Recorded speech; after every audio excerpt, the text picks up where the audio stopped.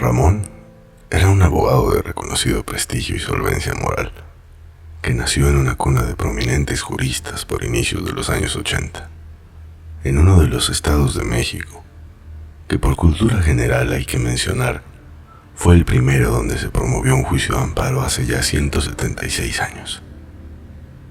Durante su juventud, más o menos a los 38 años de edad, gozaba de los privilegios de haber nacido en un hogar donde el tema preponderante de conversación tenía siempre que ver con el derecho y su ejercicio, por lo que para él era más bien un idioma que dominaba con la misma habilidad que su lengua nativa. Hubo un momento en su vida donde tuvo que decidirse por una de las dos únicas formas de ejercer su profesión, que son el ejercicio de la función pública, es decir, la administración de justicia, o la iniciativa privada.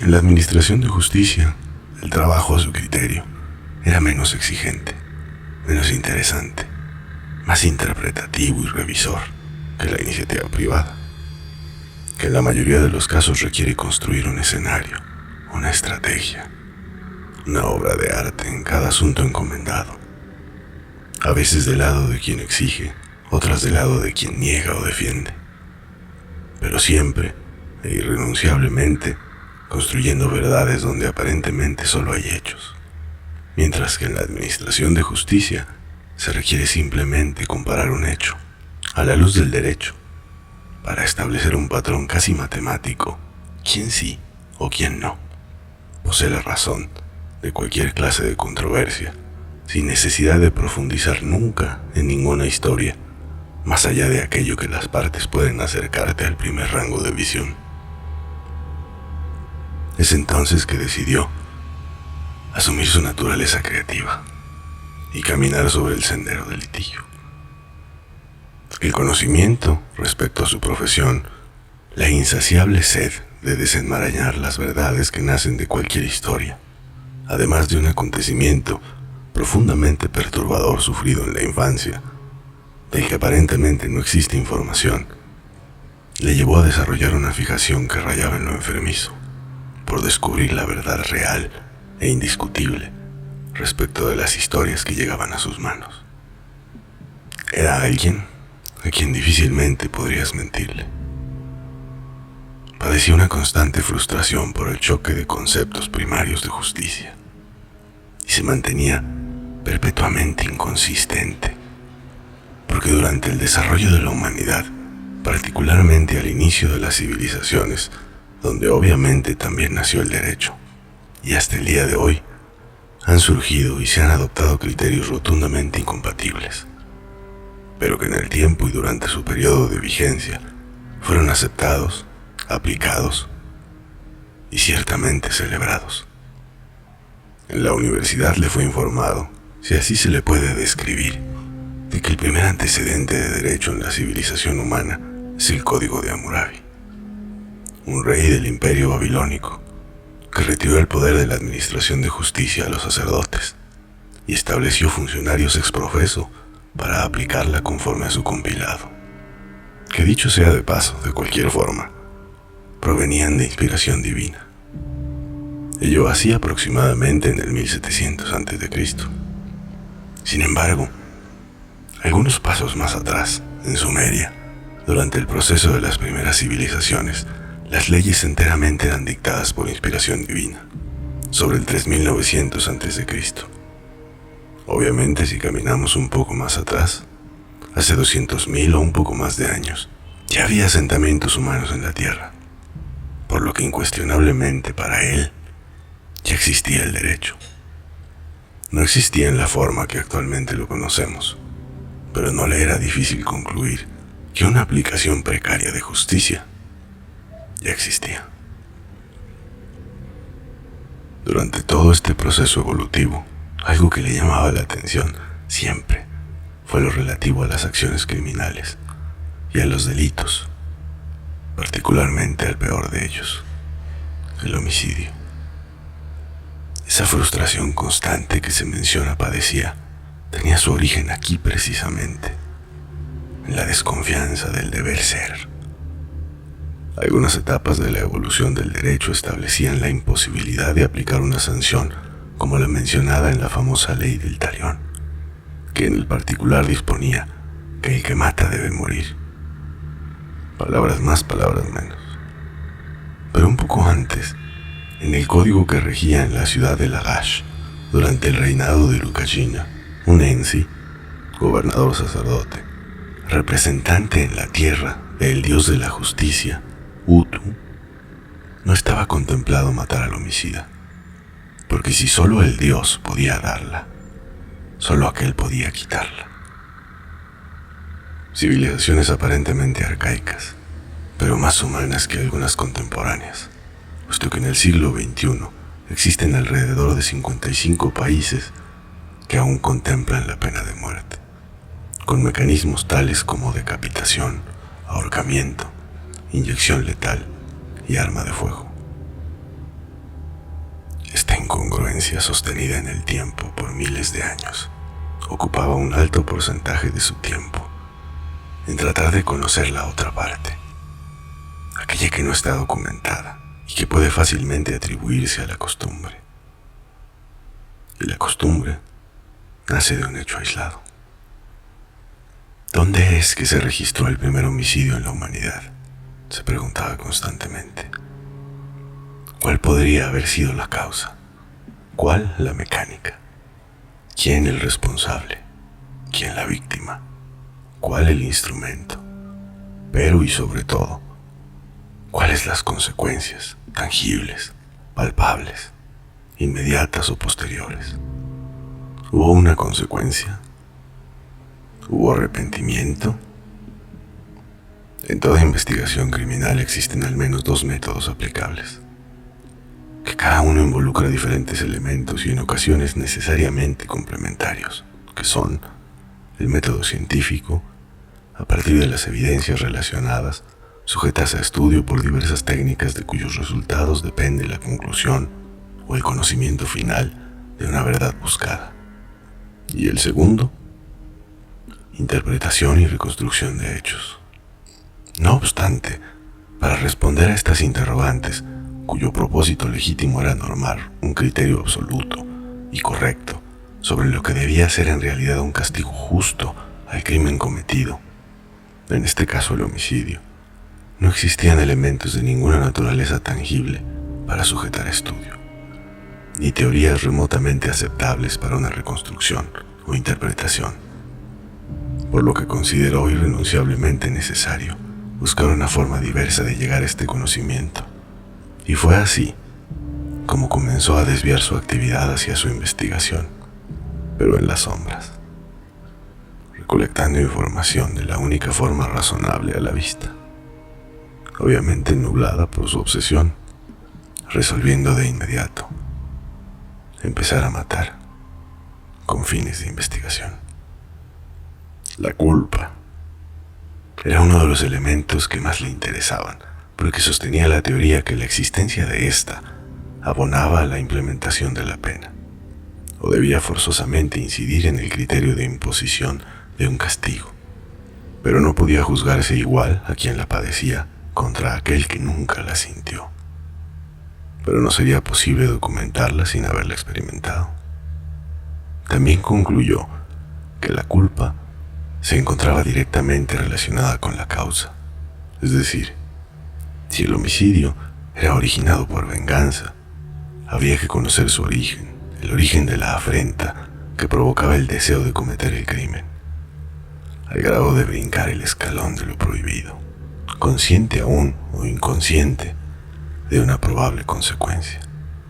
Y debía también analizarse la creencia implantada de cuna sobre si era mal visto y en qué grado el privar de la vida a otro, es decir, si se consideraba pecado como punto limitante o si se consideraba delito. Aquí nuevamente fluían los conceptos primigenios de justicia a partir de la inspiración divina o de la interpretación del hombre. Para ello decidió que su primer experimento que es como describiría en adelante el homicidio, debía ser en contra de dos personas, una absolutamente desconocida y otra que le hubiese causado afrenta en determinado momento en su vida. Su profundo conocimiento en criminalística, criminología, balística, dactiloscopía, derecho penal en general, y una larga trayectoria de litigio privado en defensa y persecución de crímenes de diversa índole, le permitieron concretar sin mayor problema y sin margen de error cada uno de los homicidios programados, en un lapso menor a 15 días, tiempo en el cual se permitió establecer una rutina de seguimiento a los pasivos del delito, sin necesidad de interrumpir plenamente sus actividades cotidianas y responsabilidades familiares, como esposo y padre. El primero fue un hombre que, además de ser vecino, era obrero, a quien conocía sin haberse presentado nunca, pero pudo concluir, por su uniforme, dónde trabajaba, por sus horarios, que una semana entraba de madrugada y otra entraba de tarde, que para llegar a tiempo a su trabajo tomaba su bicicleta todos los días alrededor de las 5 de la mañana y hacía 20 minutos de su casa a su trabajo, con una variante de 3 minutos que a veces era porque salía tarde y en otras por el único semáforo que en su camino se atravesaba. Conoció también, en el trayecto por la ruta acostumbrada, solo en 2 ubicaciones había cámaras, precisamente en el semáforo de la avenida y otra instalada afuera de la empresa donde llegaba. A la vuelta de su casa había un taller mecánico, que abría todos los días a las 11:30 o 12 del día, y cerraba religiosamente a las 7 de la noche. Conocía plenamente a su dueño, pues había sido vecino casi toda su vida. Un día antes del evento, estampó intencionalmente su vehículo contra otro estacionado en una calle solitaria no muy lejos de casa, y emprendió la huida cerciorándose de no dejar mayor evidencia que la pintura de su vehículo en el otro estacionado, que dicho sea de paso era un camión de carga que no sufrió mayores daños. Previo a esto, había desactivado manualmente la bolsa de aire para evitar que se accionara con el impacto, desconectado simplemente el fusible que corresponde al sensor. Se dirigió apresuradamente al taller. A las 6:50 estacionó con calma fuera del taller y esperó aún 5 minutos más. Cuando entró pidiendo servicio al dueño del taller, por conocerlo, le corrió la atención de revisarlo, presupuestarlo, felicitarlo por no haber arruinado la bolsa, y una vez pactada la reparación le solicitó que lo llevara al día siguiente. Pero le informó que por trabajo no podría llevárselo a mediodía, por lo que le entregó las llaves y le dijo que se quedaría estacionado afuera, como otros tantos que tiene, simplemente con seguros y alarma puesta. Se dirigió a su casa a dolerse de la tragedia, explicando que por cansancio en el trayecto había chocado accidentalmente con un vehículo estacionado, de quien tenía placas, ubicación y fotos en el momento del percance, pero por la prisa había tenido que retirarse con el compromiso de buscarle al día siguiente para hacer pago de la reparación que, aunque minúscula, finalmente había causado. No es delito abandonar un vehículo, ni retirarse de la escena de un siniestro de tránsito, a menos que hubiese una víctima lesionada. Esto que conocía perfectamente a su esposa, quien además era consciente de la incuestionable moral y honestidad de su esposo y su impoluta trayectoria como persona honesta. Le regaló a su esposa la tranquilidad de que, si bien había tenido un accidente, estaba completo y siempre resuelto a afrontar con honor la responsabilidad, las consecuencias, tanto que con orgullo lo veía y con admiración lo trataba.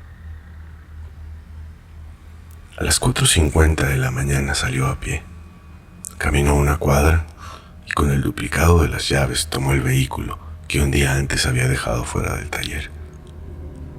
Se posicionó en la ruta del obrero que estaba a punto de salir y, habiéndose colocado tras de él, prudentemente vigilando, expectante que no pasara más nadie, lo embistió salvajemente a la máxima velocidad que la distancia le permitió, provocando que cayera algunos metros adelante y pasando después encima de él, procurando destrozar el tórax, para evitar a toda costa que sobreviviera, pero además, de ser encontrado en los últimos estertores, no pudiera aportar dato alguno de su victimario, ni de cómo sucedieron las cosas.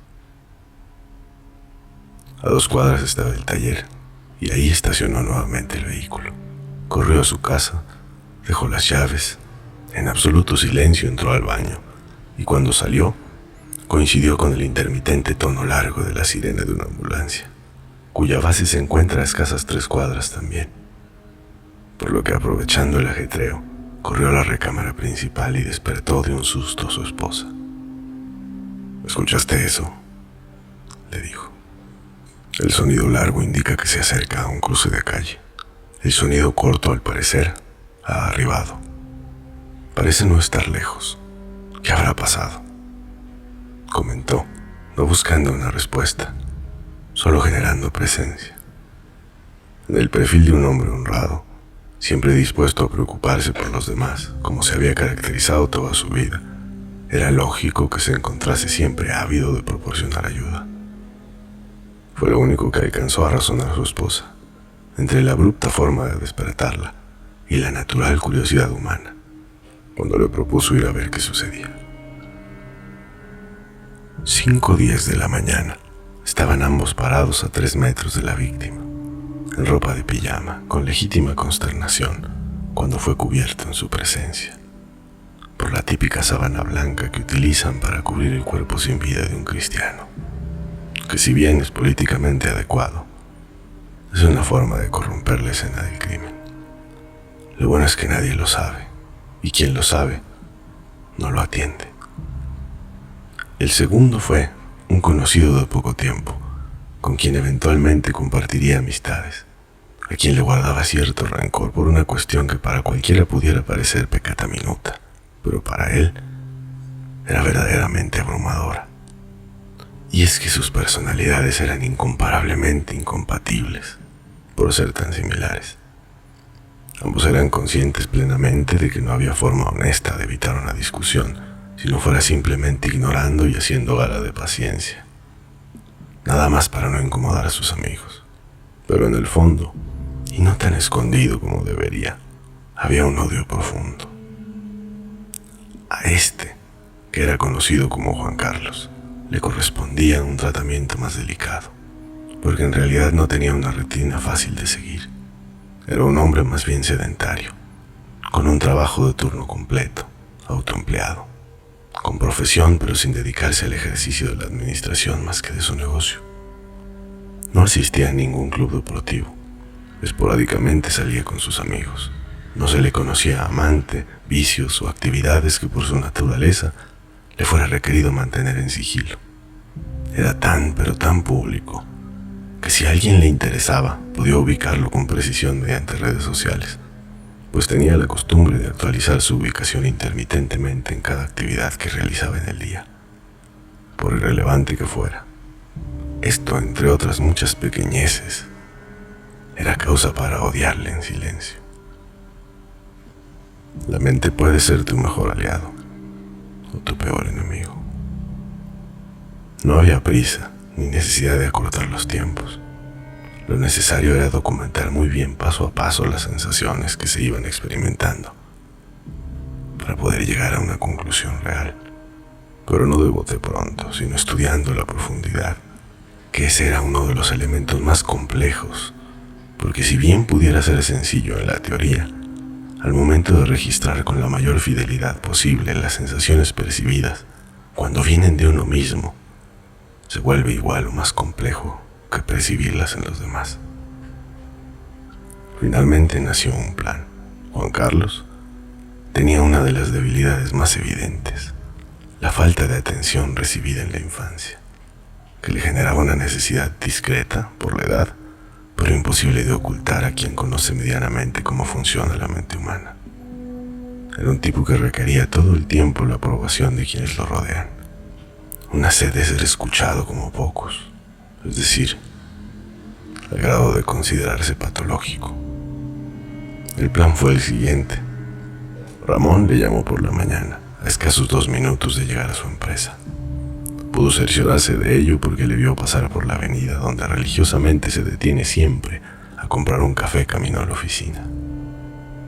Por teléfono le dijo que necesitaba un consejo de naturaleza personal y que solo una persona con su experiencia podría confiarle. Nada endulza más los oídos de un carente de atención que la mano suplicante de un afligido pidiendo ayuda a cambio de un poco de reconocimiento y una dosis de superioridad recibida por sumisión tácita de aquel que te pide opinión por considerarte superior, al menos en criterio.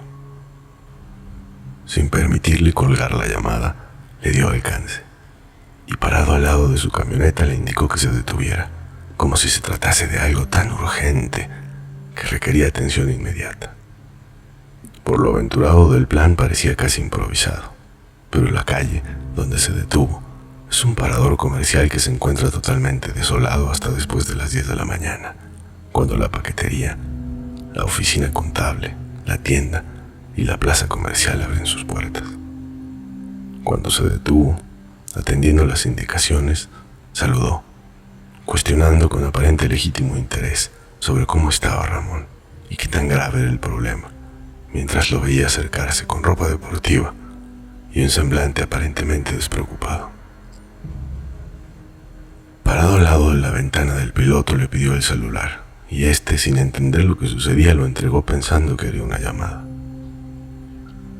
Antes que cualquier movimiento, tomó el celular y disparó con un silenciador 6 ocasiones en su contra. El primero en la cabeza, los demás al cuerpo. Tomó el celular, envió una foto a la esposa de Juan Carlos de su camioneta sin que pudiera verse el cuerpo inerte tras el volante, con un mensaje que decía: esto le pasó por meterse con mi esposa. Subió a su auto y se dirigió al club, donde después de una rutina intensa pero corta, tomó un baño de vapor, salió, dejó su ropa de ejercicio en una lavandería para jamás volver por ella y llegó a su oficina a trabajar como cualquier otro día. En la libreta de ingreso registró 30 minutos antes en un afortunado renglón vacío y esperó apaciblemente la llegada de la policía para interrogarlo por haber sido el último contacto en hablar con Juan Carlos.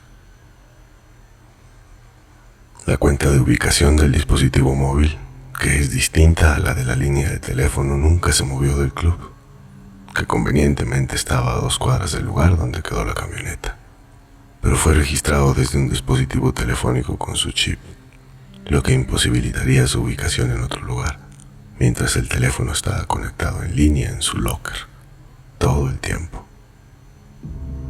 Pero nunca llegaron. Al finalizar su fatal experimento, pudo concluir que en ambos casos el sentimiento de culpa fue nulo. Más bien fue anulado por una sensación que ni siquiera había contemplado en la teoría. La sensación de omnipotencia que genera el disponer sobre la vida de otro ser humano. Esa sensación que sobrepasa la culpa, que te invita a mirar a todos para abajo, como un tirano, como un ser superior, como alguien que constantemente es capaz de suprimir la vida de cualquiera sin mayor obstáculo que su voluntad. No supe en realidad si estos experimentos hubieran podido continuar, pero cuando por fin logré detenerlo, lejos de mostrar arrepentimiento, parecía finalmente estar orgulloso, con el mismo semblante que le conocí en la escuela, con una arrogancia cautivante, una personalidad magnética, propia de un asesino serial en potencia. Me indicó que en su computadora había un archivo que contenía no solo una bitácora de sus crímenes, sino además la explicación de la interrogante que le había movido a cometerlos. Un archivo encriptado, cuya clave de acceso era mi nombre. Al parecer sabía que yo iba a detenerlo. En aquel documento podía leerse como conclusión: en efecto, el malestar continuado que llamamos culpa no aparece sino de la mano de la conciencia. El primer hombre que cometió homicidio en la tierra experimentó primero una sensación de poder indescriptible al hacerse consciente que suprimió la vida de uno de sus iguales, quienes le rechazaron por ello y de inmediato le castigaron. No así con un animal, no así con un enemigo, por lo que al ser humano no puede detenérsele de matar a alguien a quien en determinado momento amenaza su tranquilidad. Por el contrario, aquel que lo hace, por el simple hecho de poder hacerlo, a ese no puede considerársele como ser humano. No voy a poder conocer lo que es la culpa hasta que no haya un castigo. Y ahora lo único que puedo pensar es que si no hay un castigo no podría detenerme. Y el castigo implicaría perder todo cuanto tengo hasta hoy. Dinero, nombre, familia, tranquilidad. Y en resumen, una vida que perdí justo en el momento que interrumpí aquella. Otro factor que no contemplé: el precio de una vida es la tuya. Tal vez a eso se refería aquel concepto que en realidad creímos que era ley por inspiración divina. Porque al igual que cualquier concepto religioso, está pensado no como una disposición legal, sino como una metáfora que puedes, atendiendo al concepto de libre albedrío, que implica una libertad de decisión consciente siempre de una consecuencia inminente, puedes, si quieres, entender y acatar, o ignorar y padecer, una vida por una vida, ojo por ojo, diente por diente,